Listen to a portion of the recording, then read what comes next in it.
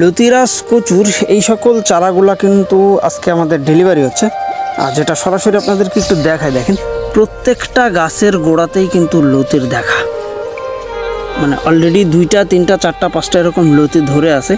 আর এই সকল চারাগুলাই মূলত আমরা আজকে ডেলিভারি করতেছি। এই যে দেখতে পাচ্ছেন প্রত্যেকটা চারার গোড়াতে আপনি লতি দেখতে পারবেন, যেটা প্রতিনিয়ত আমাদের ডেলিভারি কার্যক্রমটা চলতেছে। মাত্র 2 টাকা পিসেই কিন্তু আমরা ডেলিভারি করতেছি।